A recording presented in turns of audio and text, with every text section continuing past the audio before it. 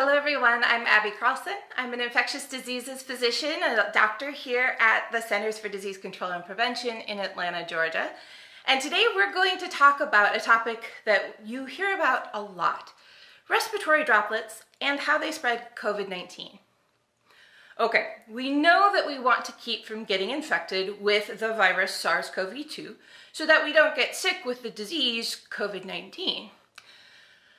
But how does the virus get from one person to another? The answer is actually different for every virus, but for SARS-CoV-2, the main way that the virus seems to travel between people is through something called respiratory droplets. But what are those? In this case, droplet doesn't just mean a water that you can see, like big raindrops or splashes in the sink or a pool. These droplets we're talking about are actually really tiny, and where they come from might surprise you. You might think that when you breathe out, all that comes out is air, right? You don't see anything else. But in fact, our breath contains a lot of water. And usually you can't see that water. But think about it for just a moment. When you go outside in cold weather and you breathe out, you see your breath. Or if you breathe on a mirror, it fogs up. Or this one actually happens to me all the time. When I'm in the hospital, I put on my mask and my glasses start fogging up. What you're seeing in all these cases is not air, it's all the water in your breath. Those are your respiratory droplets. So every time that we let out air when we breathe, whether we're talking or singing or just sitting here breathing, we also let out those little tiny respiratory droplets. I'll pause here for a moment and say that although all of these droplets are small, they aren't all the same size of small. Some you can actually see, like when you sneeze. Most of them, though, are sizes that we can't see. And different sized droplets can travel different distances in the air. Some will go farther than others. The distance they travel also depends on other things like the air currents in the room or how strongly they were pushed out, like when you cough. We'll talk about these ideas more in another episode later on because this difference in sizes is very important for certain things we do in infection control. For now, though, it's important to know that even though these droplets come in a lot of different sizes, they're all small enough and light enough that if another person is close by and we aren't wearing our masks, say we're eating at a table or we're with a patient who doesn't have a mask on either, then that person can breathe in the droplets that we've just breathed out. And when someone is infected with SARS-CoV-2, those tiny respiratory droplets have virus particles inside of them. If you breathe in respiratory droplets, they're carrying that virus that can then get onto your nose and into your throat and your lungs. It sounds really gross, I know, but that's what happens. And they can also land on your eyes. And when those droplets land in all of those places, the virus lands on cells. Some cells they can't get into. They just don't have the way in. But like many other respiratory viruses, SARS-CoV-2 is able to get into a lot of cells in our nose, our throat, our eyes, and our lungs. And when that happens, the virus can then hijack the cells. And that's how we get sick with COVID-19. We'll talk more about how exactly viruses hijack cells in another episode, so be sure to stay tuned for that. Now, if the goal of infection control is to keep people from getting sick, and we know that respiratory droplets are the main way SARS-CoV-2 moves between people, then we know that the actions that we take for infection control and that we need in healthcare settings are things to keep people, ourselves and our patients, from breathing in each other's respiratory droplets. I know there are a lot more questions about this topic. We've covered respiratory droplets very quickly today, and we'll talk more about them in future episodes because there's a lot to cover. For the meantime, thank you all for joining us. As always, be sure to follow up on Facebook or Twitter and check us out on our website at cdc.gov/projectfirstline. We'll see you back for the next episode.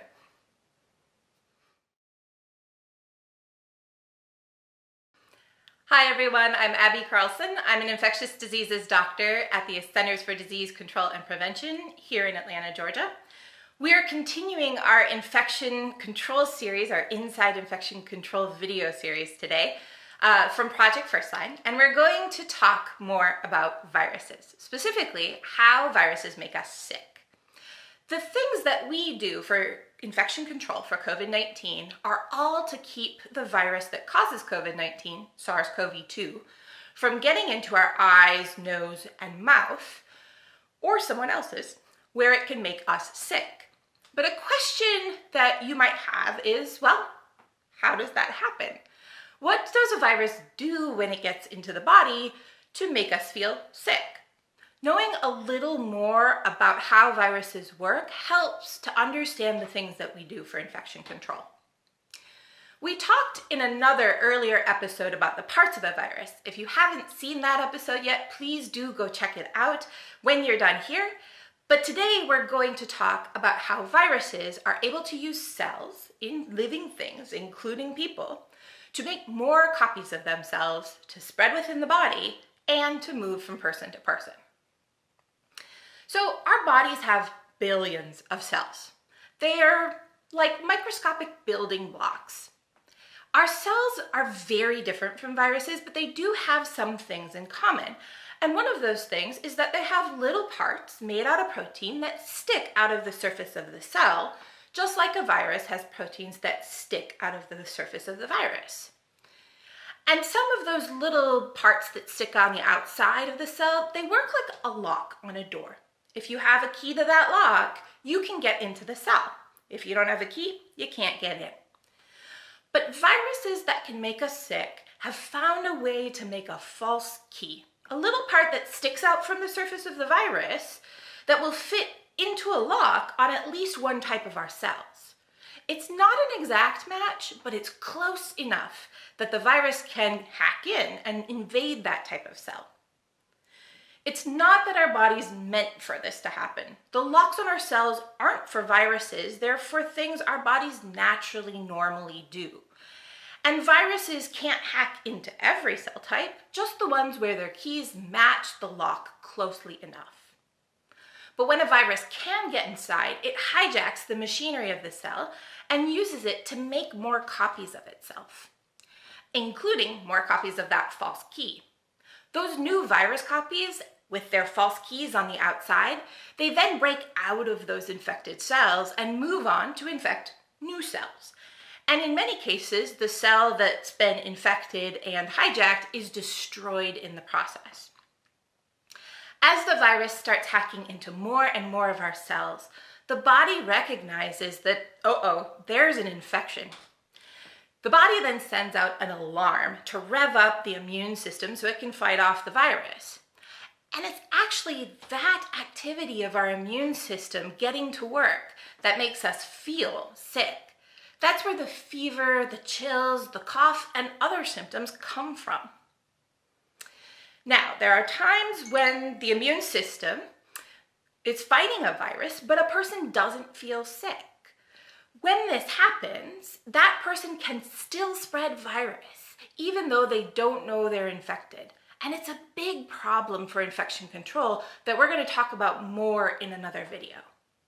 So, what happens when you're infected with a respiratory virus, whether you know it or not, and you cough or breathe out or talk? Well, your droplets with virus in them are carried out, reaching other people, getting into their nose, mouth, throat, and lungs, and infecting them. And this whole process in the cell that we just talked about starts all over again. But we don't want that to happen. And that's why, as we talk about these things that we do for infection control, you'll see that many of them focus on keeping respiratory droplets out of the air and away from other people. As always, thanks for joining us. Please be sure to follow up with us on Facebook or Twitter, and check us out on the web at cdc.gov/projectfirstline. We'll see you back here for the next episode.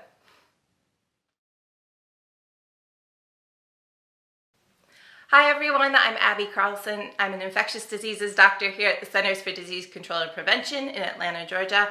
And welcome back to our Project First Line video series, Inside Infection Control. We've been talking in this series a lot about viruses, specifically SARS-CoV-2, the virus that causes COVID-19. We've also talked about how viruses work and how they spread. And today we're going to focus on that last part, how viruses and other germs that make us sick spread. We know that we get sick with COVID-19 when the virus SARS-CoV-2 gets into our nose, mouth, and eyes. But other than breathing it in, how else can the virus get to those places? Well, quite simply, on your hands. When you touch something that has live virus on it, and then you touch your face without cleaning your hands first, you can get virus into your eyes, your nose, and your mouth. And so then the question comes, what things have virus on them? Well, more than you might think. And to understand why, let's go back to those respiratory droplets. We talked in an earlier episode about how these droplets have a lot of different sizes. And when they're breathed out, some of the very tiny ones are going to be caught in the air and carried away, traveling wherever the air currents are going. But a lot of those droplets are big enough, still small, but big enough that they won't travel very far in the air. Instead, they'll start falling towards the ground. You can think of it a little bit like leaves on a tree.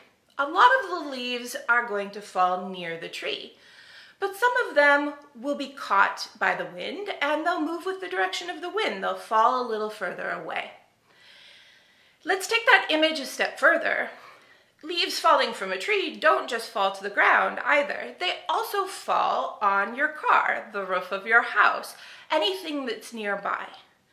Just like that, droplets, respiratory droplets, they fall on things that are nearby, like patient beds and waiting room chairs, desks, clothes.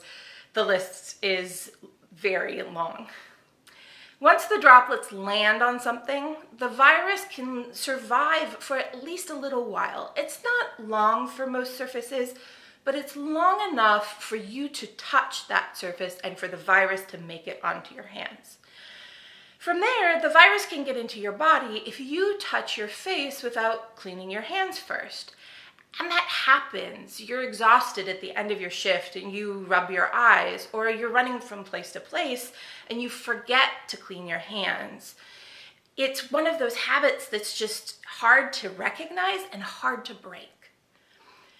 In addition to droplets falling down, another important way that virus can get onto surfaces is when an infected person touches their eyes, their nose, their mouth, which gets virus onto their hands, and then they touch another surface, like a break room door handle or the keyboard in the nurse's station, an elevator button, an IV pull. Again, this list goes on and on. And these actions, they leave the virus on that surface that someone else can pick up on their hands. And it's gross to say, but for any of us who have been in healthcare, we know that the body fluids that we have, including spit and snot, can get onto things like linens and things near a patient.